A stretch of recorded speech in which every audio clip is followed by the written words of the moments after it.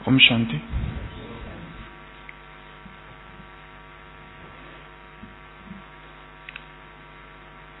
जब भी हम मधुबन में आते हैं तो मधुबन में आने का क्या लक्ष्य होता है?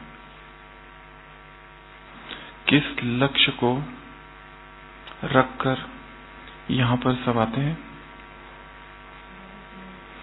एक तो बाबा से मिलने और कुछ नवीनता लाने के लिए और वरदानों से झोली भरने के लिए, रिफ्रेश होने के लिए और सेल्फ प्रोग्रेस के लिए, स्व उन्नति के लिए। तो इस तपस्वी भूमि में आने का हमारा लक्ष्य बहुत श्रेष्ठ है। चाहे बाप से मिलना हो, बाप से मिलना अर्थात आज की मुरली से बाप समान बनना, बहुत बड़ी परिभाषा दी है बाबा ने। बाप से मिलना अर्थात बाप समान बनना। तो जब हम इस तपस्या भूमि पर आ रहे हैं तो हमारा सर्वप्रथम जो लक्ष्य है वो है तपस्या करना। तपस्या एक बहुत ही ऊंचा शब्द है। तपश्चर्या ये भी एक शब्द है। तो तपस्या क्या है? इस जीवन का जो लक्ष्य है वो है संपूर्ण पद को प्राप्त करना। सर्वगुण संपन्न सतयुग में नहीं, अभी इसी संगम युग की जो संपूर्णता है उसको प्राप्त करना। तो यहाँ आने का एक सबसे मुख्य लक्ष्य जो है वो है तपस्या करना। तपस्या अर्थात एक आनंदमयी स्थिति है। तपस्या अर्थात शरीर कष्ट नहीं, तपस्या अर्थात शरीर दमन नहीं, नॉट सपरेशन बट सब्लिमेशन। तपस्या अर्थात वह टेक्निक जिससे यह बोध हो जाए कि मैं देह नहीं और एक दिव्य आत्मा हूं। आत्मा का और देह का पृथकता, भिन्नता की अनुभूति, ये है तपस्या। यह संपूर्ण जान लेना कि मैं जो हूं वो एक दिव्य चेतन आत्मा हूं और जो देह है इस देह से उपराम हूं, इस देह से परे हूं। यह दिव्य अनुभूति हो जाना ही तपस्या है। और तपस्या सदा और बहुत काल की चाहिए। बाबा ने ये दो शब्द हमेशा कहे हैं, सदा की और बहुत काल की तपस्या। ऐसी तपस्वी जो स्थिति है वो आनंदमय स्थिति है। ये जो अवस्था है ये एक ऐसी अवस्था है कि इस अवस्था में अतीन्द्रिय सुख का अनुभव होता है। वह सुख का अनुभव होता है कि जो इस भौतिक संसार में नहीं है। उस सुख का अनुभव होता है कि जो यहाँ के संबंध है संसार के, उन संबंधों से भी परे, संसार के जो भी साधन है उन सभी से परे वह जो दिव्य आनंद है वो सोल कॉन्शियस स्टेट में है। तो यह जो सोल कॉन्शियस स्टेट है इसका अधिक से अधिक अनुभव करना, इसका ज्यादा से ज्यादा अभ्यास करना, इसका नाम है तपस्या। तो हम सभी आत्माएं यहाँ पर तपस्या करने आए हैं और तपस्या के लिए हमें एक ये शरीर प्राप्त हुआ है। जो हमने कहा कि तपस्या अर्थात शरीर दमन नहीं है। तपस्या अर्थात अन्न का त्याग कर देना नहीं है। अनाहार, तपस्या शब्द ऐसा है जैसे ही तपस्या शब्द बोला जाता है क्या आ जाता है आंखों के सामने? उपवास दूसरा, अनाहार रहना दूसरा। उपवास करना है। उपवास का मुख्य अर्थ है पास रहना, परमात्मा के समीप रहना को उपवास कहा जाता है। उप अर्थात समीप। तो उपवास और दूसरा उपवास का संबंध आत्मा से है। अनाहार रहना, टू बी विदाउट फूड, इसका संबंध देह से है। इस दो बातों में भिन्नता है। तो हम बात कर रहे थे तपस्या शब्द जो है, जैसे ही तपस्या शब्द सामने आता है शरीर दमन सामने आता है। क्योंकि इस तपस्या के बारे में आज तक संसार में कई सारी भ्रांतियां उत्पन्न कर रखी है।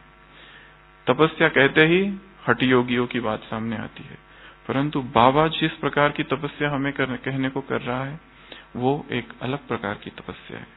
वो तपस्या इस देह में रहते, देह को साथ चलाते हुए करनी है। विदेश में एक संत हुआ है, सेंट फ्रांसिस ऑफ एसिसी। सुना है किसी ने नाम? बहुत ही प्रसिद्ध संत हुआ है एक, सेंट फ्रांसिस ऑफ एसिसी। वो जब अपनी मृत्यु शैया पर था, तो जब अभी शरीर छोड़ने ही वाला है, तो उसके मन में एक ख्याल आया और वो अपने शरीर से बातें करने लगा। वो कहता है कि हे मेरे शरीर, तुमने मेरी कितनी सहायता की, तुम्हारा बहुत बहुत धन्यवाद। परंतु मैंने इस शरीर को बहुत कष्ट दिया है, मैंने तुम्हें बहुत कष्ट दिया है, मैं तुम्हारा शत्रु बना रहा, जीवन भर जैसे इस देह का शत्रु बना रहा, परंतु तुम सदैव मेरे मित्र थे। तो मृत्यु के समय वो अपनी देह को धन्यवाद देता है। वो कहता है कि साधना की जो उच्चतम अवस्था को मैंने अब प्राप्त किया है मृत्यु के समय, वो तुम्हारे ही कारण, तुम थे, इसके लिए मैं ये साधना कर पाया। इसके लिए तपस्या के लिए ये देह का होना, स्वस्थ होना, उसको ठीक से संभाल करना बहुत आवश्यक है। बड़े भाग मानुष तन पावा, भक्ति में गायन है कि ये देह बहुत महत्वपूर्ण है। तो हमें इस जीवन में तपस्या करनी है और इसी देह में रहते करनी है, और इस देह का दमन करते हुए नहीं, देह को कष्ट देते हुए नहीं, परंतु आत्मा अपने उस स्वरूप में स्थित हो जाए कि जहां उसे परम आनंद की अनुभूति हो। जैसे योगी के लिए कहा जाता है, योगी का जो आहार है बहुत ही सूक्ष्म होता है, बहुत ही कम होता है। क्यों? परंतु जो अनाहार रहेगा वो निरंतर भोजन से दूर रहकर भोजन का ही चिंतन करना, इसको कहा जाता है अनाहार रहना। उपवास अर्थात उसमें आत्मा की उस स्थिति में स्थित हो जाती है कि जिसमें भोजन का भान ही भूल जाता है, इस देह शून्यता आ जाती है। कहते हैं महावीर जो था, 12 साल उन्होंने उपवास किया, 12 साल। जो जैन धर्म के धर्म स्थापक है, उस 12 साल में 350 दिन ही उन्होंने भोजन किया। परंतु अगर आप उनकी देह को देखो तो ऐसा लगता नहीं है कि ये शरीर दमन किया होगा, क्योंकि तपस्या वहां पर भी चालू थी एक भिन्न प्रकार से। जैसे आत्मा आत्मा के स्वरूप में स्थित रहती है, तो ये जो शरीर अलग ढंग से कार्य करना चालू करता है। फिर कम से कम भोजन में भी वही शक्तियां प्राप्त होने लगती है उसी भोजन से।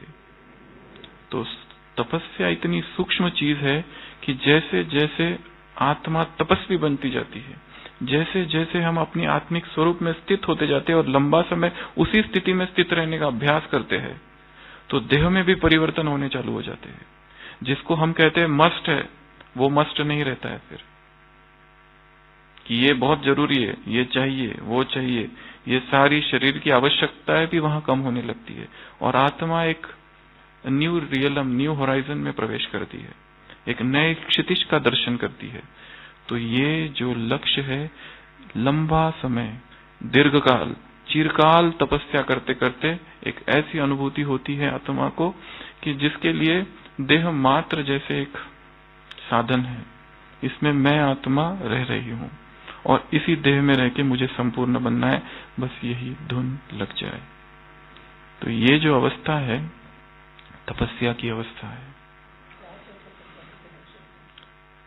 कनेक्शन तो है त्याग, तपस्या करते करते त्याग करना नहीं पड़ता है, स्वतः ही हो जाता है, स्वतः ही छूट जाता है। एक है त्याग करना, त्याग करके उसी वस्तु का चिंतन करते रहना। तपस्या करते करते जैसे कोई झाड़ है, पतझड़ में वो उसके जो पत्तियां होते हैं वो गिर जाती है, वो झाड़ को भी नहीं पता चलता पत्तियां कब गिर गई और पत्तियों को भी पता नहीं कि कब हम गिर गए। तो त्याग जो है वो ऐसा त्याग हो कि करना ना पड़े, स्वतः ही हो जाए। जैसे एक साधु था, वो माला जपता था। वो एक गांव में प्रवेश किया उसने और देखा कि गांव में ग्वालिन, मिल्क मेड, वो दूध दे रही है। एक बर्तन है, उसमें से दूध किसी और व्यक्ति को दे रही है, उसके पास भी बर्तन है, पर जो व्यक्ति है वो उसी का प्रेमी है। और वो जो दूध उसको दे रही है वो कंटिन्यूअस दे रही है, वो गिन नहीं रही है कितना है, कितना हुआ, बस दे रही है, दे रही है। वो दोनों एक दूसरे की आंखों में देख रहे हैं और वो उसे दे रही है वो तो बेचने वाली है दूध, वो जो है वो ग्राहक है, गिराहिक है उसका, परंतु वो दे रही है। तो साधु इससे पूछता है कि तुम इसे माप तोल नहीं रही हो? तो वो एक बहुत अच्छा वाक्य कहती है कि जिससे प्यार है उससे गिनती कैसी। तो साधु अपनी माला को छोड़ देता है। तो जिससे अति प्रेम है उससे गिनती कैसी। और आज तो संसार में ऐसा है कि लोग त्याग का भी हिसाब किताब रखते हैं। इतने उपवास किए, कितना दिया, कितना क्या क्या किया, कितनी धर्मशालाएं खोली और क्या किया, त्याग का भी हिसाब किताब है संसार में। उसी तरह ब्राह्मणों का भी थोड़ा हिसाब किताब रखते हैं, कितनी भट्टियां की, इसका भी हिसाब किताब। इस तरह से हिसाब किताब रखना त्याग का। त्याग एक ऐसी चीज है जो स्वतः ही हो जाती है, उसको करने की आवश्यकता नहीं है। जैसे किसी मुरली में बाबा ने कहा है, परमात्मा प्रेम में अमृत वेला स्वयं को इतना भर दो कि फिर किसी और का प्रेम आकर्षित न करे। अब एक तपस्या है कि किसी का प्रेम आकर्षित न करे, आकर्षित हो रहे हैं, दमन कर रहे हैं, परंतु खींचातान, युद्ध की अवस्था है, द्वंद्व की अवस्था है। बाबा क्या कह रहे हैं? सहज योग। आज के मुरली में ही क्या लिखा है? कहते क्या हो स्वयं को? सहज योगी। और फिर कभी मुश्किल कभी सहज, ऐसा तो नहीं कहते हो ना? और फिर ऐसा क्यों कि एक ही व्यक्ति को कभी मुश्किल लगता है कभी सहज लगता है, किसी किसी को सहज लगता है किसी किसी को मुश्किल लगता है, ऐसा क्यों? सहज योग अर्थात परमात्मा प्रेम में आत्मा जब समा जाती है, इतना उसको भर दो प्रभु प्रेम से, बाबा के प्यार से, कि ये संसार स्वतः भूल जाए, इस संसार की जो बातें हैं स्वतः ही गिर जाए, जो वासना है वो विलीन हो जाए, जो इच्छाएं हैं, तृष्णाएं हैं, ये चाहिए और वो चाहिए, ये रहे ही ना। ऐसी आनंदमय स्थिति जो है उसका नाम है तपस्या। यहाँ पर त्याग स्वतः ही हो रहा है, यहाँ पर आत्मा स्वयं में स्वयं स्थित है। तो आज का जो क्लास है इसमें हम बात कर रहे हैं तीव्र पुरुषार्थ की। तीव्र का अर्थ क्या होता है? तीव्र अर्थात इंटेंस, तीव्र अर्थात वेगवान, तीव्र अर्थात तीक्ष्ण, प्रखर। पुरुषार्थ अर्थात एफर्ट, पुरुषार्थ अर्थात एक्टिविटी, पुरुषार्थ अर्थात कार्य। पुरुषार्थ बहुत ही श्रेष्ठ शब्द है, उसके लिए हिंदी शब्द नहीं है कोई। पुरुषार्थ पुरुषार्थ ही है, उसके लिए इंग्लिश शब्द कोई नहीं है। तो तीव्र पुरुषार्थ, जो पुरुषार्थ चल रहा है उसको और बढ़ा देना। अमृत वेले उठे, मुरली सुनी, ट्रैफिक कंट्रोल किया, याद में भोजन किया, नुमा शाम का योग किया, मुरली पढ़ी, याद करके सो गए, ये है साधारण पुरुषार्थ। तीव्र पुरुषार्थ अर्थात ये जो कुछ कर रहे हैं इसमें तीव्रता आ जाए, इसमें इंटेंसिटी आ जाए, बहुत ज्यादा इंटेंस हो जाए, ये है तीव्र पुरुषार्थ। वो हम कैसे करें, आज हम थोड़ा इसके बारे में चर्चा करेंगे कि इस जीवन में तीव्र पुरुषार्थ कैसे करें। तीव्र पुरुषार्थ की परिभाषा आज ही मुरली में बाबा ने दी है स्लोगन में, किसी को याद है? आज की ही मुरली में स्लोगन में तीव्र पुरुषार्थ की परिभाषा है। स्लोगन में आज की मुरली के, आज की सुबह अव्यक्त वाणी चली, सुनी सबने? तो उसमें आज का एक अच्छा स्लोगन है, उसी में बाप की शिक्षाओं को समय पर याद आ जाना, यही तीव्र पुरुषार्थ है। पिछले संडे की मुरली अगर याद होगी तो उसमें बाबा ने बहुत अच्छी बात कही थी। ये ज्ञान तो है बहुत सहज, परंतु मुश्किल हो जाता है। उसके दो कारण होते हैं। कौन सा? पहला कारण था व्यर्थ और दूसरा कारण था ज्ञान भूल जाता है। उसमें बाबा ने और एक बहुत अच्छी बात कही थी, ये भूलता क्यों है? डायरी में तो है, बुद्धि में भी है, पर टाइम पर, समय के डायरी में वो दिखाई नहीं देता है, इसके लिए भूल जाता है और वहां गलती होती है, वहां फिर मुश्किल अनुभव होता है। इसके लिए बाबा ने 4 विधि बताई थी पिछले संडे की मुरली में। फर्स्ट, बार बार ज्ञान की पॉइंट को सिमरन करो, रिवाइज करो। एक बार सुबह पढ़ लिया, सुन लिया, काफी नहीं है, क्या करना पड़ेगा? Keep on revising, repeating again and again. तो बार बार ज्ञान की पॉइंट को रिपीट करो, रिवाइज करो। एक, दूसरा अनुभव में लाओ, तीसरा चेक करो और चौथा चेंज करो। तो ये विधि है कि तीव्र पुरुषार्थ की जो परिभाषा आज के स्लोगन में है कि बाप दादा की जो शिक्षा है समय पर याद आ जाना, वही तीव्र पुरुषार्थ है। और समय की पर याद आने के लिए क्या करना पड़ेगा? बार बार रिवाइज करते रहना पड़ेगा, रिपीट करते रहने पड़ेगा, अनुभव में लाते रहना पड़ेगा, उन बातों को चेक करते रहना पड़ेगा, चेंज करते रहना पड़ेगा। तो अगर तीव्र पुरुषार्थ की यह परिभाषा है, किसी और अव्यक्त वाणी में बाबा ने तीव्र पुरुषार्थ की और एक परिभाषा दी है। तीव्र पुरुषार्थ अर्थात एक बार की हुई गलती दोबारा न करना। ये दो बहुत मुख्य परिभाषा है तीव्र पुरुषार्थ की। एक बार जो गलती की है उसको फिर से रिपीट न करना। महाभारत में एक बहुत अच्छा दृष्टांत आता है, जो 5 पांडव जब वनवास में रहते हैं तब सुना होगा वो यक्ष की कथा, कि जिसमें एक एक करके एक पांडव जाता है, यक्ष पूछता है कि मैं प्रश्न पूछूंगा, अगर प्रश्न का उत्तर नहीं दे सके तो मरना पड़ेगा। उसमें से एक जो मुख्य प्रश्न वो जो पूछता है, जो केवल युधिष्ठिर उसका जवाब देता है, वो कहता है, प्रश्न होता है कि मनुष्य के सबसे बड़े दुख का कारण क्या है? What is the cause of the unhappiness of man? Human being जो इतने दुखी है उसका मुख्य कारण क्या है? तो युधिष्ठिर वहां एक जवाब देता है कि मनुष्य के पास इतने अनुभव होते हैं परंतु उन अनुभवों से वो सीखता नहीं है, यही उसके दुख का कारण है। रिसेंटली एक आईएएस की जो एग्जाम हुई थी, वहां पे आईएएस की एग्जाम होती है ना, उसमें एसे राइटिंग था। एसे का टॉपिक दिया था, the only lesson we have learn from history is that we have not learn any lesson. जीवन में हमें इतने सारे अनुभव हो गए, इतने सारे धोखे मिल गए, इतनी सारी चोट हमने खाई, इतनी ठोकरें लगी, इतनी बार गिरे, पर विडंबना ये है, that is the irony of the situation, that we have not learn anything from the situation. ये जो कुछ जीवन में अनुभव हो रहे हैं, इनसे हम सीख नहीं रहे। इसके लिए बाबा क्या कह रहे हैं? Stop, check and change. Stop, check, change. रुकना पड़ेगा। भागे जा रहे, दौड़े जा रहे, कहां जाना है स्पष्ट नहीं है, बस भाग रहे भाग रहे भाग रहे भाग रहे भाग रहे, just running running running running running. Stop.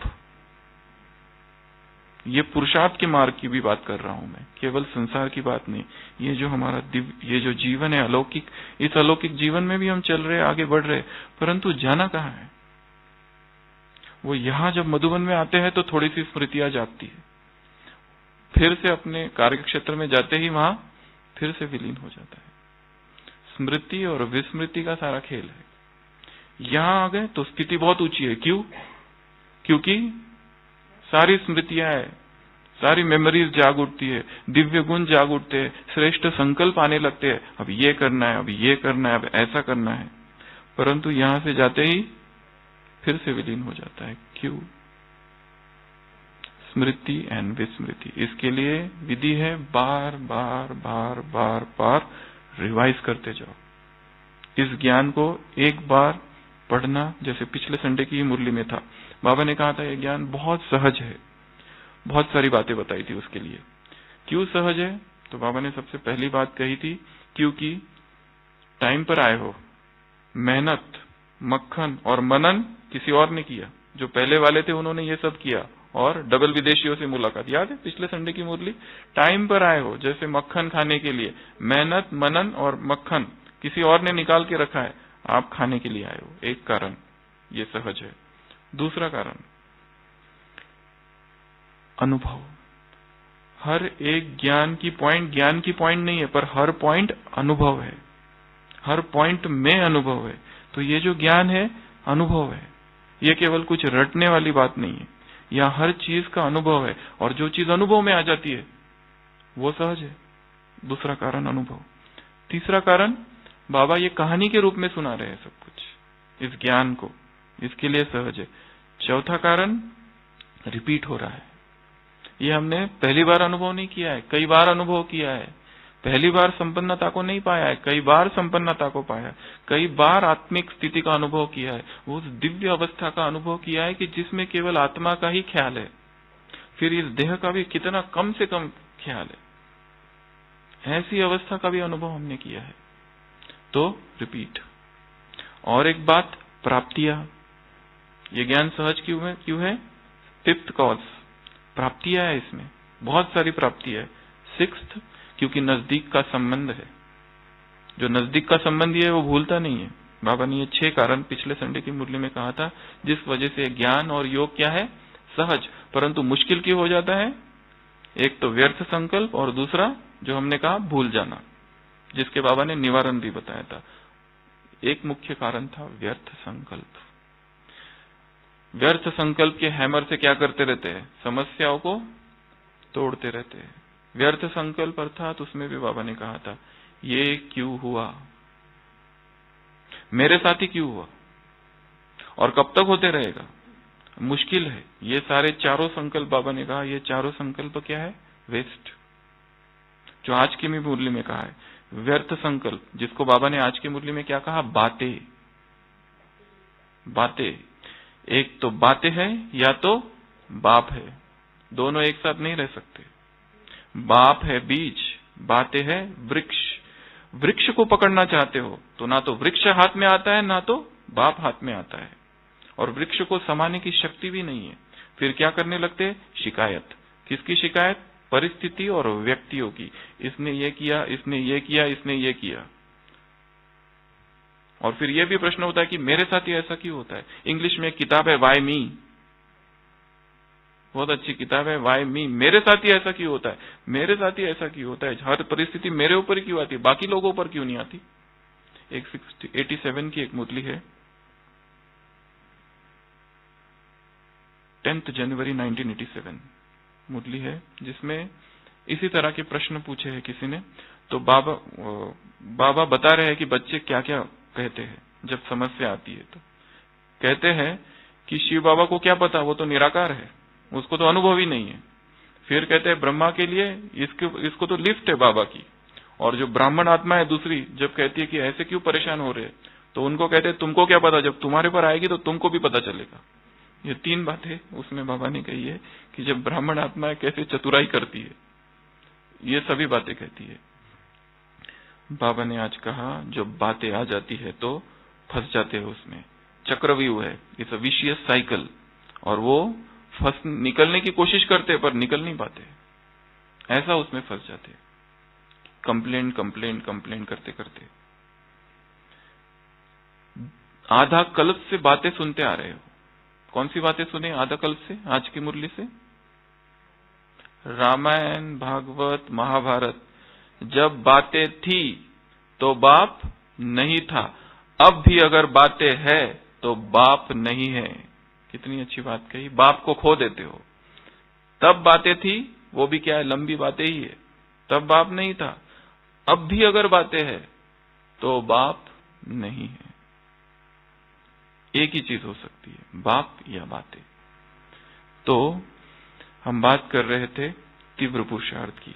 तीव्र पुरुषार्थ की जो 2 परिभाषा है, एक परिभाषा थी समय पर ज्ञान याद आ जाना, दूसरी परिभाषा थी एक गलती जो हुई है उसे रिपीट न करना। उसके लिए हमने देखा कि मनुष्य दुखी इसलिए है कि अनुभव हो रहा है परंतु सीख नहीं रहा है। फिर हमने देखा कि ये जो ज्ञान है अति सहज है, अति योग भी सहज है, परंतु मुश्किल हो रहा है। मुश्किल क्यों हो रहा है? पिछले संडे कहा था व्यर्थ संकल्प और भूलना, और आज क्या कहा? मुश्किल क्यों है? क्योंकि बातें बीच में आ रही है। चर्चा का विषय है कौन सी बातें बीच में आ रही है। ऐसी वो कौन सी बात है जो हमारे माया की परिभाषा, एक माया की परिभाषा ये भी है, हर वो चीज, हर वो वस्तु, हर वो व्यक्ति, हर वो प्रलोभन, हर वो आकर्षण जो हमें और बाबा को दूर कर दे, वो माया है। माया की सरलतम परिभाषा क्या है? कि वो चीज जो हमारे बीच में आ जाए वो माया है, और हमारा प्यार कम हो जाए, हमारी जो लगन है पुरुषार्थ की वो कम हो जाए, हमारा जो पढ़ाई से प्यार है वो कम हो जाए, मधुबन भूमि से प्यार है वो कम हो जाए। कहेगा नहीं कोई, पर हो जाता है अंदर। इसके लिए तो सालों बीत जाते बाद, इसके लिए बाहर इतने लेट आते हैं यहाँ पर। जरूर थोड़ा प्यार कम हुआ है, प्यार अगर होता तो बार बार आते। तो ऐसी कौन सी बातें हैं कि जो बीच में आ जाती है, जिससे ये ज्ञान योग सहज का जो सहज है वो मुश्किल हो जाता है? हर एक अपने अपने अनुभव से बताए कौन सी ऐसी बातें हैं जो आपके जीवन में आई और जिसके वजह से मुश्किल लगता है। कौन सी वस्तु? नहीं, हिसाब किताब नहीं बताओ, दूसरी बातें बताओ। हिसाब किताब ये जैसे एक्सक्यूज है, हम सब कुछ हिसाब किताब के ऊपर डाल रहे हैं। Don't put the blame on हिसाब किताब। हाँ, करियर कॉन्शियसनेस, उच्चाकांक्षी, एम्बिशियस, बहुत ज्यादा एम्बिशियस होना। बहुत ज्यादा एम्बिशियस होना भी जीवन में आज के समय में, अब का जो युग है, जबकि भगवान संसार में आ चुका है और यहाँ इतना बड़ा श्रेष्ठतम कार्य चालू है, इस समय हम अगर ये सोचे कि लौकिक में हम बहुत ज्यादा उसमें इन्वॉल्व हो जाए तो ये भूल सकता है। टू मच एम्बिशियस हो जाना इस समय नॉट एडवाइजेबल, नॉट एडवाइजेबल, क्योंकि वो चक्र ऐसा है, उसकी कोई लिमिट नहीं है। अगर कोई चाहे कि मुझे ये बनना है, ठीक है, वो बन गया इंजीनियर, बाद में वो कहता है कि अभी मुझे एक्सपीरियंस भी लेना है। अभी एक्सपीरियंस का कोई एंड है? पूरा लाइफ भी अगर फिर मैं करूंगा, ये ऐसे नहीं होता है। वो करो, परंतु बाबा ने जो शब्द कहा है बैलेंस, लौकिक अलौकिक, लौकिक पढ़ाई का अलौकिक पढ़ाई के साथ बैलेंस। तो आपने जो कहा करियर कॉन्शियसनेस, वो अच्छी बात है, हर एक ने आगे बढ़ना है। हमारे अंदर अनंत शक्तियां है, अनंत क्षमताएं है, पोटेंशियल बहुत ज्यादा है, परंतु यदि इसको अगर पूरा ही छूट गया वो करते करते, इसको हम टाइम ही नहीं दे पा रहे, सारा ध्यान हमारा उधर ही है, उसी के बारे में संकल्प, उसी के बारे में सोचना, दिन रात उसी का चिंतन, तो ये खो जाएगा। Seek ye first the kingdom of God and his righteousness and all these things shall be added unto it। Bible में एक स्टेटमेंट है, जब उसके जीसस क्राइस्ट के शिष्य उससे पूछते हैं कि हम खाएंगे क्या, हम पहनेंगे क्या, हम रहेंगे क्या, वो कहता है जाओ मेरा संदेश सबको सुनाओ। तो वो ये इस तरह के प्रश्न पूछते हैं, तो वो कहता है seek ye first the kingdom of God and his righteousness and all these things, संसार की ये सारी जो वस्तु है shall be added unto it, add हो जाएगी, वो आप ही मिल जाएगी। अगर हमारे अंदर इतनी लगन है कि मैं जो भी करूंगा, करियर कॉन्शियसनेस जो भी है, वो करियर भी किस लिए, वो जो कार्य भी कर रहे इस यज्ञ में वो काम आए, हम जो करे भी वो इस यज्ञ में लग जाए, परमात्मा के यज्ञ में लग जाए, देन इट इज वर्थवाइल, नहीं तो वो भी एक वेस्ट ही है। एक तो ये कारण है बातें। दूसरी बातें माताओं की तरफ से मोह जाल, किसका मोह? परिवार का मोह। बाबा ने इसका भी उत्तर आज की मुरली में दिया है। तुम सब कौन हो? मेहमान। महान पूज्य आत्मा बनने की निशानी की विशेषता है स्वयं को क्या समझना? मेहमान समझना। इस संसार में भी मेहमान और इस देह में भी मेहमान, दोनों इधर मेहमान। कैसे? मेहमान अर्थात विजिटर, आगंतुक। मेहमान की क्या विशेषता होती है? जैसे मेहमान किसी घर में आया तो उसका किसी भी चीज में आकर्षण नहीं होता है, किसी भी चीज में अपनापन नहीं होता है, ममत्व नहीं होता है, उसको पता है ये किसी और की है और उसको ये भी पता रहता है कि मुझे यहाँ से जाना है, ये मेरा कुछ भी नहीं है, नथिंग इज माइन, ये सब किसी और का है। निरंतर यह स्मृति। एक विदेशी भारत आता है, एक फकीर के पास, भारत में बहुत सारे फकीर घूमते रहते हैं इधर उधर, तो वो कहता है मुझे आपकी झोपड़ी देखनी है। तो फकीर उसको अपनी झोपड़ी पर लेके जाता है, झोपड़ी में लेके जाता है, और वो विदेशी जो व्यक्ति होता है, फॉरेनर, वो देखता है कि वो कहता है वेयर इज योर फर्नीचर? तो वो फकीर कहता है कि फर्नीचर, आई एम अ, तो वो पूछता है, फकीर उससे पूछता है कि वेयर इज योर फर्नीचर? तो विजिटर कहता है, फॉरेनर कहता है आई एम अ विजिटर। फकीर कहता है I am also visitor. You are visitor in India, I am visitor in this of this world. मैं इस पूरे जगत में ही क्या हूं? मेहमान हूं, या मेरा कुछ भी नहीं है। तो ये मेहमान जो भाव है, ये मन की अवस्था है। ये मन की आंतरिक स्थिति है जिसमें हमने ओनरशिप को त्याग कर दिया है। ये भी मेरा नहीं है, ये भी मेरा नहीं है, कुछ भी मेरा नहीं है। जो पति, पत्नी, बच्चा, बच्ची, पोता, पोती, ये जो आए हैं सब आत्माएं हैं। ये अपना अपना भाग्य लेकर आई है। आज हमारे पास है, इसके पहले, इसके बाद कहीं और चली जाएगी। तो दिस इज, ये जो साक्षी भाव है ये बहुत जरूरी है। इसके लिए बार बार बाबा ने कहा है एक बात कि हर एक को आत्मात्मा समझो, हर एक को भाई भाई समझो। ये अभ्यास चैरिटी बिगिंस एट होम। सबसे पहले हमारे आसपास रहने वाले हैं, उन्हीं से चालू करना है। ये आत्मा है, ये आत्मा है और ये आत्मा है, सब अपना भाग्य लेके आए हैं। हम कुछ नहीं कर सकते, वो जो है वो है। इसके लिए और कुछ समय के बाद हम चले जाएंगे। जैसे हम यहां से कहीं जा रहे हैं, बीच में हॉल्ट होता है, जैसे अहमदाबाद हमें रुकना है, 2 घंटे रुकना है, फिर नेक्स्ट ट्रेन है, तो वहां हम वेटिंग रूम में है। तो this whole world is a waiting room in सराय, धर्मशाला। अब वहां वेटिंग रूम में क्या करना है? 2 काम कर सकते हैं। एक तो वेटिंग रूम को खराब कर दो, कपड़े इधर ये कोई लोग कहते ना स्पिट करने की, थूकने की आदत होती है, वो भी कर सकते हो। कोई लोग है जो उसको अच्छा से रख सकते हैं।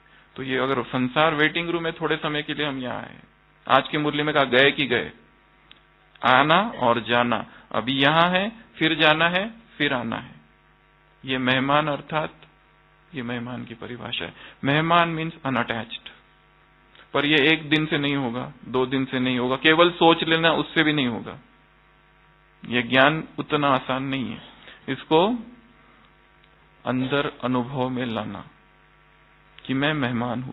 अच्छा, इसमें एक दूसरी और एक बात है जो आज की मुरली में तो नहीं है, परंतु और एक बात मुझे याद आ रही है। एक तो अपने आप को मेहमान समझना, दूसरा है, एक तो गेस्ट समझना, दूसरा है होस्ट समझना। ज़ेन फिलॉसफी आपने सुनी होगी। ज़ेन मास्टर्स जो होते हैं ना, एक प्रकार के सिद्धांत है ये। ज़ेन फिलॉसफी में क्या कहा जाता है कि स्वयं को मेजबान, मेजबान अर्थात होस्ट समझो। होस्ट अर्थात क्या कि मैं आत्मा होस्ट हूं और ये सारे मेहमान हैं। और मेहमान क्या, आज है और चले जाएंगे। अभी घर के जो लोग हैं वो मेहमान है, मैं मेहमान नहीं हूं। ये we are talking of something else now, एक अनदर फिलॉसफी कि जो कहता है कि मैं मेजबान हूं, मैं होस्ट हूं और ये जो लोग आ रहे और जा रहे, दे ऑल आर गेस्ट। तो मेरा उनसे क्या लेना देना? वो आज है, थोड़ी देर में चले जाएंगे। तो आई am host, they our guest. एक तो ये समझो कि मैं गेस्ट हूं और यहां का मेरा कुछ भी नहीं है। या फिर एक ये भी सिद्धांत है, ये भी कभी इसकी भी हम प्रैक्टिस कर सकते हैं। मैं गेस्ट हूं और ये होस्ट है। एक बार दिखाया, एक व्यक्ति होता है, उसके घर में वो पार्टी का ऑर्गेनाइज करता है। पार्टी इतनी बोरिंग होती है, इतनी बोरिंग होती है, कई लोगों को बुलाता है वो। तो वो पार्टी देर रात तक चलती है। फिर एक दूसरा आदमी जिसने पार्टी रखी थी उसी से कहता है, उसको पता ही नहीं रहता है कि इसने पार्टी रखी है। वो उससे कहता है कितनी बोरिंग पार्टी, ऐसी पार्टी में तो बिल्कुल रहना ही नहीं चाहिए। तो वो जो जिसने बुलाया रहता है ना, वो भी भूल जाता है कि मैंने ही बुलाई ये पार्टी। वो कहता है हाँ चलो अभी तुरंत निकल जाते हैं यहाँ से। और वो निकलकर बाहर चले जाते हैं दोनों। चलते चलते चलते जो होस्ट रहता है उसको याद रहता है, अरे ये तो मेरा ही घर था, मैं कहाँ जा रहा हूँ, मैं तो होस्ट हूँ और ये लोग तो आने जाने वाले हैं, तो I don't have to go anywhere, I am host, तो मैं तो इधर रहूंगा। ये निकल जाएंगे, ये चले जाएंगे। तो ये भी एक एटीट्यूड हो सकता है कि मैं कौन हूं, होस्ट हूं। और ये संसार के जो लोग हैं, ये जो भी आत्माएं है, जो भी है, सब कुछ आ रहे हैं और जा रहे हैं। यहाँ कुछ भी नित्य नहीं है। मृत्यु है, जीवन है, सुख है, दुख है, बुढ़ापा है, ये सब होगा। पर आ रहा है और जा रहा है। जवानी है आज, कल बुढ़ापा हो जाएगा। कुछ भी नित्य कुछ भी नहीं है, सब कुछ अनित्य है संसार में। तो ये भाव भी उस वैराग्य की स्थिति में स्थित करेगा। तो हम बात कर रहे थे बातों की, और कौन सी बातें आती है, तो ये था मोह। तो उसके लिए बाबा ने आज ही की मुरली में कहा मेहमान समझो अपने आप को। तो ये जो मोह है, मोह की जो रगे है, मोह के जो धागे है, मोह के जो बंधन है, मोह की जो डोरी है, चेन है, सलाखे है, प्रिजन है, जिसमें आत्मा कैद है, उससे स्वयं ही को मुक्त करना पड़ेगा। बस एक संबंध, एक डोर, एक कनेक्शन, जीवन डोर तुम्ही संग बांधी। अभी अभी मुरली में गीत चला था, ये याद है? अभी अभी मुरली में गीत चला था ये कि कनेक्शन एक से, पर माया ये डोर बांधने नहीं देती। माया भी कम नहीं है, ऐसे भी था उसमें।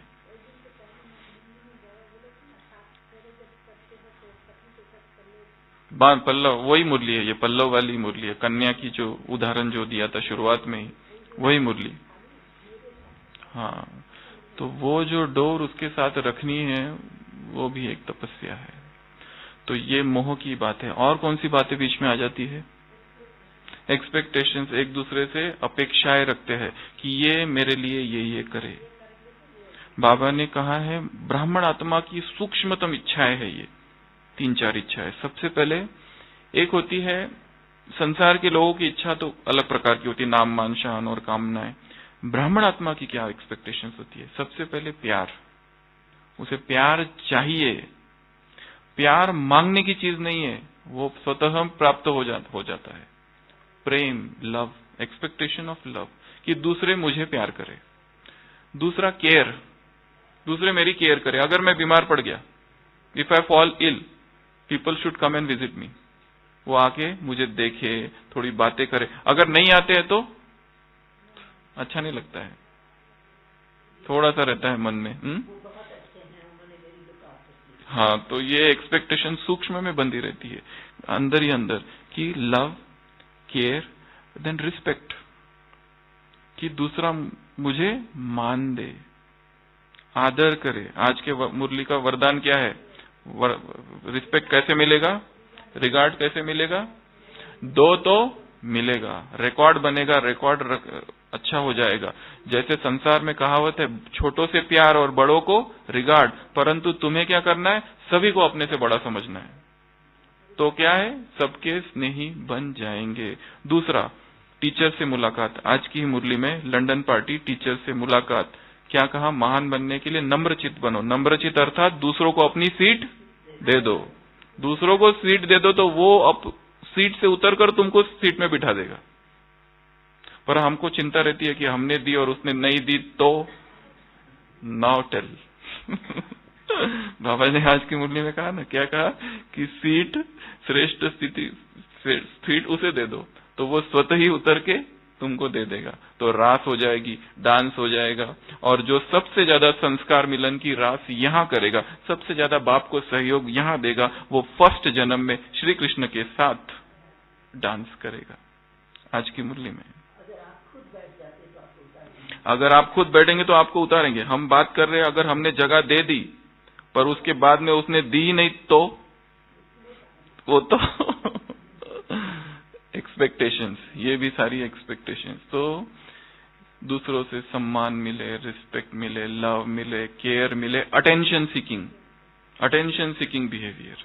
एक होता है ना, एक कुछ प्रकार के मरीज होते हैं कि जैसे कोई बहन है कि जिसकी तरफ कोई ध्यान नहीं देता अभी घर पर, तो वो क्या करेगी? बीमार पड़ जाएगी। तो जब बीमार पड़ते हैं तो फिर सब ध्यान देने लगते हैं। पिछले 6 मास से हॉस्पिटल में लगभग every month 2 to 3 suicide cases आ रहे हैं, माउंट के। Every 2 to 3। वो कौन करती है? Young girl. अभी शी हैज सम प्रॉब्लम, उसका कोई सुन नहीं रहा है, फादर इज नॉट लिसनिंग, तो क्या करेगी? कुछ तो ले लेगी। और जब आईसीयू में आ जाती है तो सारे देखने आते हैं, पर जो पॉइजन है वो भी सारे डुप्लीकेट ही है, मतलब कुछ होता नहीं उनसे। That is another story. एक तो बीच में आया था अभी पॉइजन लेके, तो पॉइजन देखा उसकी एक्सपायरी डेट हो चुकी थी। तो ये सारा जो है ना अटेंशन सीकिंग के लिए है कि सबको पता तो चले मुझे भी कुछ है, मैं भी कुछ हूं, मेरे को भी कुछ हो रहा है। कोई ये तो ऐसे समझते जैसे हमारा कुछ है ही नहीं, कोई महत्व ही नहीं है। तो ये भी एक अटेंशन सीकिंग बिहेवियर जो है ना, तो दिस इज ऑल्सो बातें हैं जो इस ज्ञान योग को मुश्किल कर देती है। और कौन सी बातें हैं? गाइड नहीं, हम बात कर रहे हैं ज्ञान और योग में ऐसी कौन सी बातें आ जाती है जिससे ये मुश्किल हो जाता है? रुकावट, obstacles. What are the obstacles? What are the things that are coming in between, that are making gyan and yoga difficult? व्यक्ति आ जाता है, कोई व्यक्ति से प्यार हो जाता है, कोई व्यक्ति की विशेषता अच्छी लगने लगती है, किसी के गुण अच्छे लगने लगते हैं, प्रभावित हो जाते हैं, वो ही ज्यादा अच्छा लगने लगता है। और ये हम संसार के व्यक्तियों की बात नहीं कर रहे, ब्राह्मण आत्माओं की आपस की बात कर रहे हैं। एक को दूसरा अच्छे लगने लगे, जबकि बाबा ने कहा है तुम्हारी प्रीत केवल एक से होना चाहिए। एक के अतिरिक्त और किसी को भी याद किया तो तीसरा नेत्र बंद। एक बाप दूसरा न कोई, तीसरा आया तो तीसरा नेत्र बंद। आज भी तीसरे नेत्र को याद किया बाबा ने। त्रिशूल, शक्तियां हो, तुम्हारे हाथ में त्रिशूल है। त्रिशूल स्थिति की निशानी है, त्रिनेत्री। तो ये जो नेत्र है ज्ञान का नेत्र है, ये बंद नहीं होना चाहिए। ये बंद अगर हो गया तो कंफ्यूजन, जजमेंट पावर खत्म, फिर समझ में नहीं आता है, क्योंकि कोई व्यक्ति बीच में आ गया। तो बातों में है एक व्यक्ति, वैभव, वैभव अर्थात धन संपत्ति, ये सारी जो चीजें वो बीच में अगर आ जाती है, उसी में पीछे लग गए। ये समय कौन सा चल रहा है? आज बाबा ने कहा फ्रांस ग्रुप, हर कदम में पद्मों की कमाई जमा करने वाले हो। कदम कदम में इस यात्रा में पद्मों की कमाई जमा करनी है, नॉट दैट वेल्थ। वो तो आज है और कल नहीं है, वो आवश्यक है, जितना चाहिए उतना आवश्यक तो है, परंतु सब कुछ भूल के केवल उसी के पीछे लग गए और ज्ञान योग एक तरफ रह गया। ये इस समय बुद्धिमानी नहीं है। हर कदम में पदम, ऐसे अपने आप को मालामाल समझते हो, ये खजाना अखूट खजाना है, इस खजाने की चाबी है, चाबी हमेशा लगती है, कभी अटक तो नहीं जाती है। चाबी है मैं अधिकारी आत्मा हूं। तो ये चाबी हमेशा हमारे साथ रहे। अधिकारी आत्मा हूं मतलब ये सम्मान की स्थिति है, ये आत्मिक स्थिति है, श्रेष्ठतम स्थिति है कि मैं आत्मिक स्वरूप में स्थित हूं और इस देह का, इस रचना का भी मालिक हूं। रचना मुझे आकर्षित ना करे। अभी अभी वरदान था सोमवार। तो ये भी एक बात है, वैभव, करियर, लगाव, और कौन सी बातें हैं जो बीच में आती है? जजमेंटल हो जाना, दूसरों को जज करना, जज not you shall be judged. और ईगो, मैं आ जाता है। कल की मुरली थी ना, टकराव का कारण देहाभिमान। टकराव होता है, संघर्ष होता है, बोल बोल का टकराव, भावना भावनाओं का टकराव, संस्कार संस्कारों का टकराव, विचार विचारों का टकराव। एक विचार दूसरे विचार से टकराते हैं। 2010 की मुरली, डबल विदेशियों से मुलाकात। बाबा ने कहा था माया के दो रूप है, पहला रूप व्यर्थ संकल्प और दूसरा मैं राइट हूं, आई एम राइट। पहले मानो कि मैं राइट हूं, बाद में चर्चा करेंगे। नो टॉक टिल देन, पहले मान लो कि I am right, no discussion. मानने को ही तैयार नहीं है। इतना अभिमान और अहंकार है कि हम जो सोच रहे, हमने जिस तरह बाबा की श्रीमत को समझा है, बस वही राइट है। उसने भी समझा है। I am not talking of कि जो ज्ञान में नहीं है, जो ज्ञान में है उनकी बातें कर रहा हूं। हम ये सोचते कि हमने इसको सही ढंग से समझा है, एंड आई एम राइट। तो ये जो आई एम राइट है, ये टकराव उत्पन्न करेगा, और टकराव उत्पन्न हो गया तो योग खत्म, ज्ञान बुद्धि से भाग जाएगा, रफू चक्कर। हाँ, तो टकराना नहीं है। टकराने के लिए इस यज्ञ में नियम है, सिक सिक झुक झुक मर मर, झुक जाओ। टकराना नहीं है। अगर हम टकराए और जीत गए तो भी कोई ज्यादा प्राप्ति नहीं है, क्योंकि हमारा योग फिर भी खत्म हो जाएगा। हमारी स्थिति की कीमत है 1 करोड़, 1 करोड़, और टकराव में जो जीत हासिल हो रही है उसकी कीमत है 1 कौड़ी। क्या चाहिए? आर्गुमेंट्स, टकराव। कोई कहे कि मैं राइट हूं, हमने कहा हम कह दे कि भाई तू ही राइट है, ठीक है।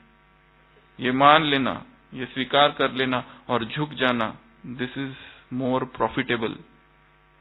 वो टाइम पे थोड़ा कष्ट होगा, परंतु still it is profitable business. नहीं तो शाम का योग समाप्त, दूसरे दिन का अमृत वेला समाप्त, संकल्प चलने चालू करेंगे। जो आज की मुरली में कहा ना, बातें आती है, फिर शिकायत करने लगते हैं व्यक्ति और परिस्थिति के बारे में, फिर उसमें फंसते हैं, निकलना चाहते हैं परंतु नहीं निकल पाते। What a tangled web we weave when we first practise to deceive. ऐसी जाल में फंसते हैं कि उससे निकल ही नहीं पाते, फिर खुद ही खुद के जाल में फंस जाते हैं। तो ये भी एक बात है। तो टकराव जो होता है ना, टकराव कहीं पे भी किसी से टकराना नहीं है। नो फ्रिक्शन, नो संघर्ष।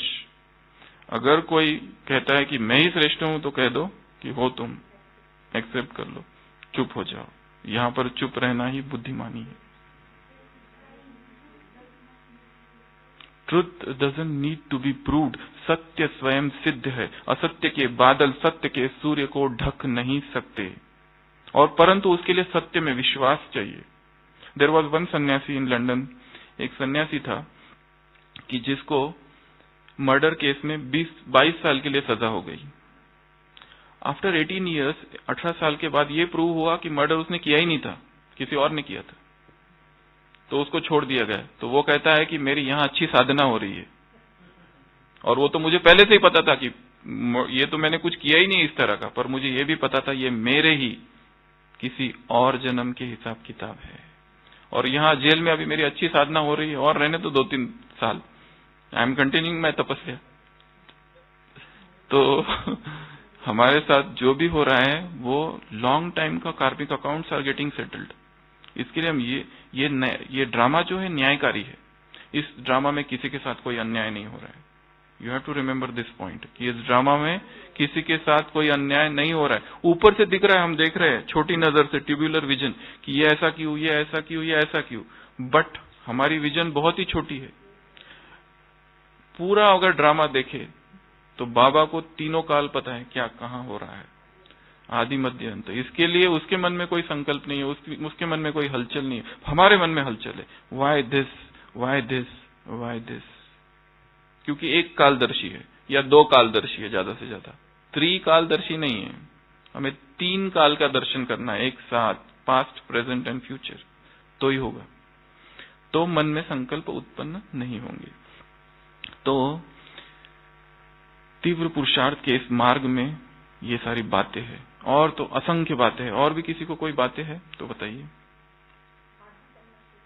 हाँ जी करना बहुत अच्छी बात है। पहले आप, आज ही की मुरली में पहले आप, कि पहले आप कर दो तो संस्कार मिलन की रास हो जाएगी, डांस हो जाएगा, सहयोग मिल जाएगा, सब हो जाएगा। हर चीज में आगे कर देना दूसरों को, नहीं हो सकता है। यही तो बाधा है, यही तो बातें है, वहां बाप खो जाता है।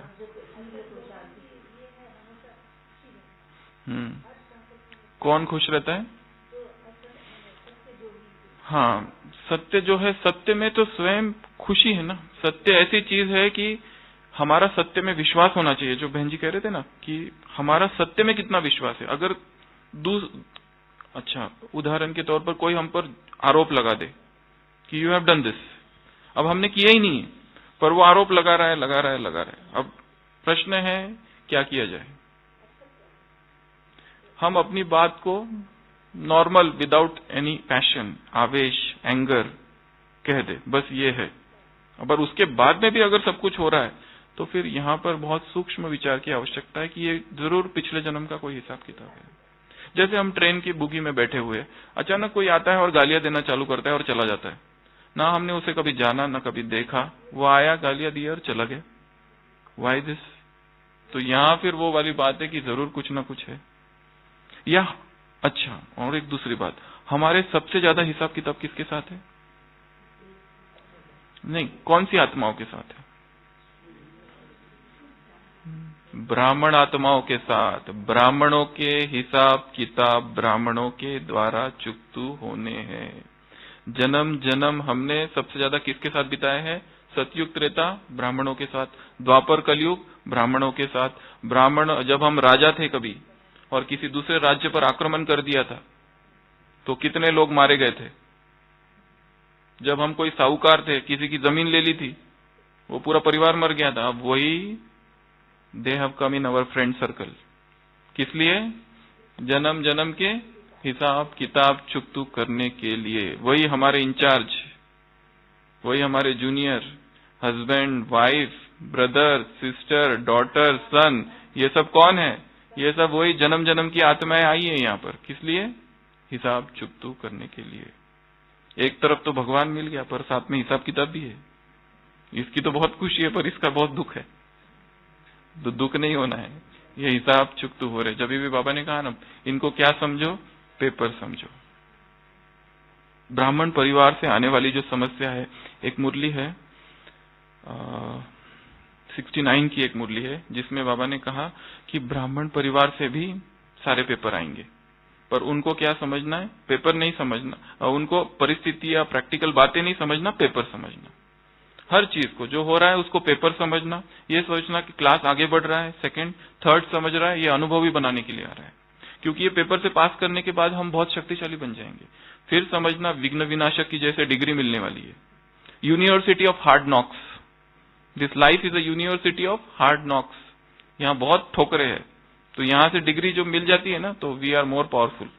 जैसे एक चित्र है, बहुत सुंदर चित्र है, somebody had sent, कि जिसमें एक डियर है, हिरन, कि जिसमें एक तीर लगा उसको, वन डियर, एक तीर, और वो घायल होकर नीचे गिर गया है।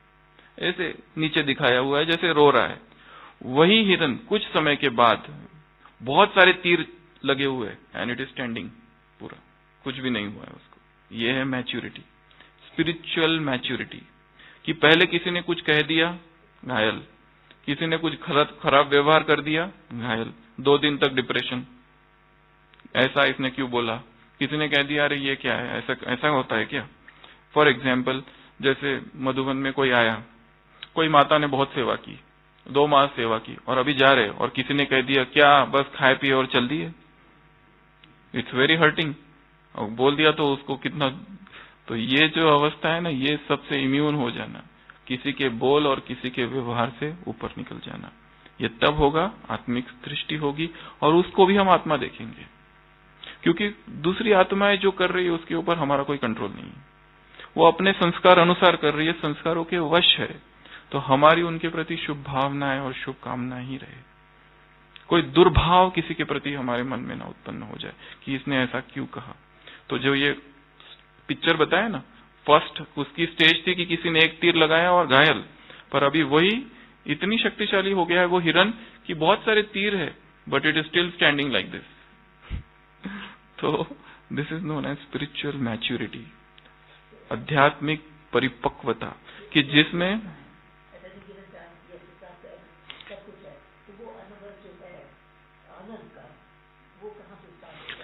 Start, no, it is a continual process.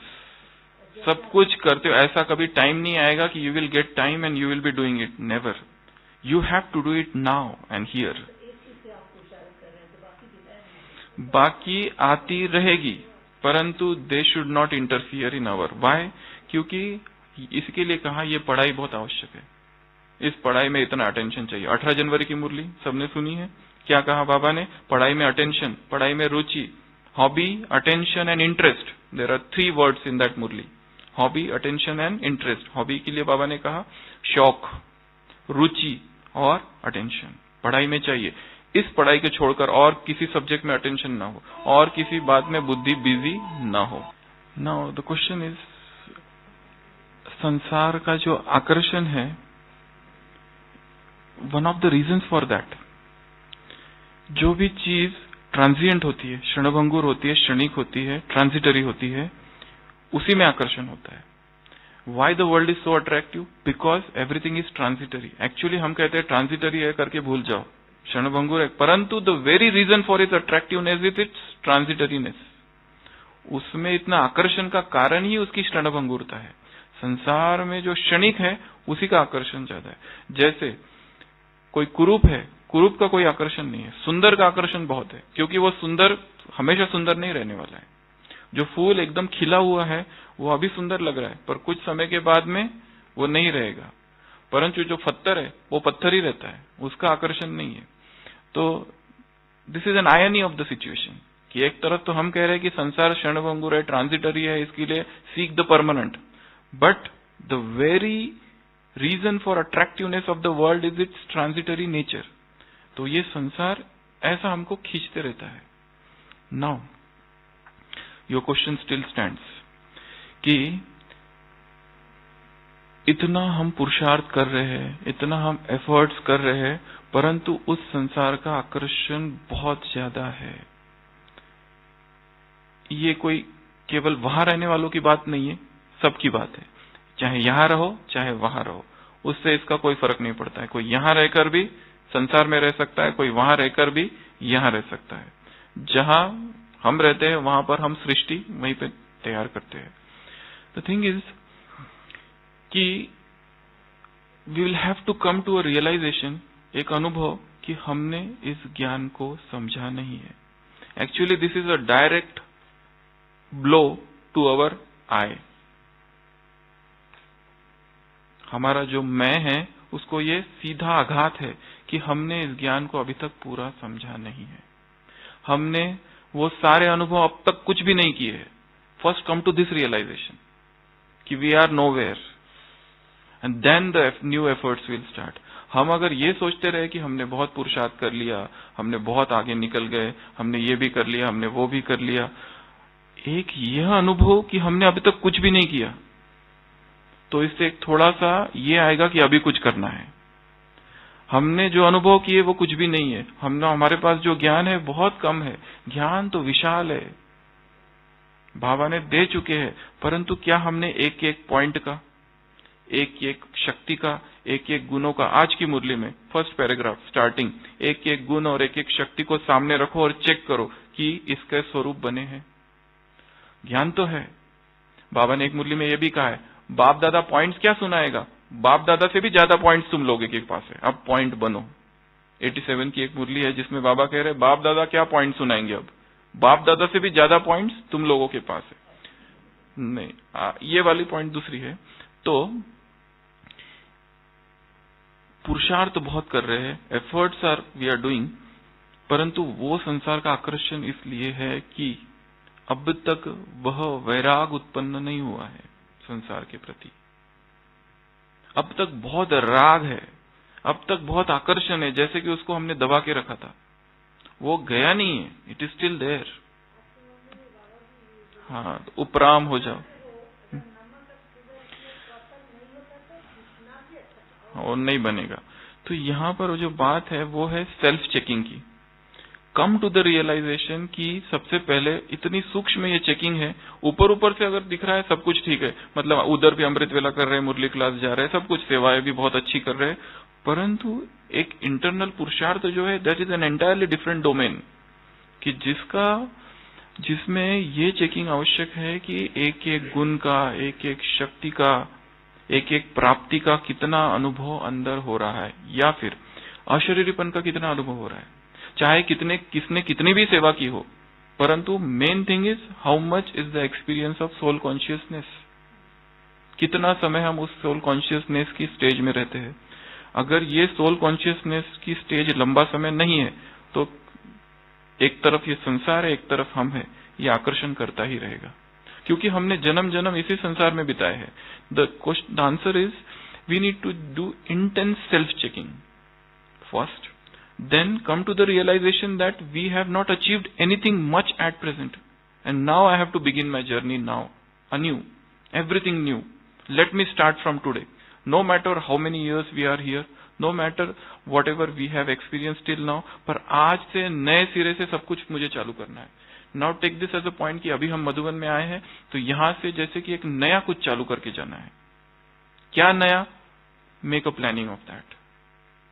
And that planning will be very very secret, self, और वो एक ऐसी प्लानिंग हो कि it should be practical planning, very very practical, कि ऐसी प्लानिंग ना हो कि हम 2 बजे उठेंगे, तो here you will get up but there it will go away. It should be extremely practical planning. कार्य क्षेत्र देखो, अपनी दिनचर्या को रिव्यू करो। सबसे पहले आज बाबा ने कहा बुद्धि की डायरी बनाओ, बिजी रहो, दिनचर्या this to this time this I do, उसके बाद में मैं ये करता हूँ, फिर ऑफिस जाता हूँ, फिर घर में रहता हूँ, फिर सेंटर जाता हूँ। ये पूरी जो दिनचर्या है, इस कंप्लीट दिनचर्या में कहाँ कहाँ टाइम वेस्ट हो रहा है, first find out that. Leakages कहाँ कहाँ है, छोटे छोटे जहाँ पे टाइम वेस्ट हो रहा है, एक। दूसरा, टाइम को हम सफल कैसे करें, चुरा लो समय को, स्टील टाइम। जो भी हमें समय मिल रहा है उसको चुरा ले और उसको यूटिलाइज इट फॉर ज्ञान एंड योग। जहां जहां समय हमारा वेस्ट हो रहा है व्यर्थ बातों की चर्चा में, टीवी, मोबाइल, इंटरनेट और ये सारे जो है आजकल जो है ना, जैसे युग इलेक्ट्रॉनिक है, माया भी इलेक्ट्रॉनिक है। This is an electronic and digital Maya now, extremely new form of Maya, digital, everything digital. तो ओल्ड कस्टमर तो है ही, पर ये सब भी माया ने अपना रूप बदला है, डिजिटल माया है अभी। तो wherever time is getting wasted, पहले तो उसको, और वहां क्या करना है जाके, उसकी प्लानिंग यहां करो। बाबा के कमरे में बैठकर ये प्लानिंग करो कि वहां जाकर मुझे क्या करना है, कैसी वहां की दिनचर्या सेटिंग अभी से चालू करो। यहां पे बैठ के प्लानिंग करो, ये करना है। करियर प्लानिंग भी है, यहां बैठ के करो, ये करना है, वहां जाकर क्या करना है। हाँ, ये तो बड़ा कार्य है परिस्थान बनाना, पर यहाँ I am talking about planning. तो most important thing is vidhi, methodology. शायद हमारी मेथड कहीं ना कहीं रॉन्ग हो रही है। Deep realisation of this. एक 87 की मुरली है जिसमें बाबा ने कहा है कि बहुत अच्छा बॉम्ब तैयार करते हैं, पावरफुल बॉम्ब तैयार करते हैं, परंतु अगर उसकी विधि नहीं आती है तो कहीं के कहीं गिर जाता है और वेस्ट हो जाता है। इसके लिए हमने देखो अभी ज्ञान की पॉइंट है, बहुत अच्छी मनन चिंतन किया, अभी मनन चिंतन के बाद अचानक परिस्थिति आ गई, but we are not able to apply it there, connect it there, तो फेल हो गए फिर से। तो व्हाट टू डू? तो बाबा ने इसमें कहा है कि जो भी मनन चिंतन कर जो पॉइंट भी निकालते हो ना, उस पॉइंट को फिर प्रैक्टिकल में कैसे लाया जाए इसकी प्लानिंग करो। तो यहाँ मधुबन में अगर आए हैं तो यहाँ बैठकर इसकी प्लानिंग करो कि वहां जाकर क्या करना है। एक, वहां जाकर वहां की दिनचर्या कैसी हो उसकी प्लानिंग यहाँ, वहां जाकर क्या सेवा करनी है उसकी प्लानिंग यहाँ करो, वहां जाकर स्थिति को अव्यक्त कैसे बनाए उसकी प्लानिंग यहाँ करो, वहां जाकर कौन कौन सी किताबें पढ़नी है, कितना समय पढ़ाई को देना है उसकी प्लानिंग यहाँ बनाओ, वहां जाकर योग कैसा करना है उसकी प्लानिंग यहाँ बनाओ।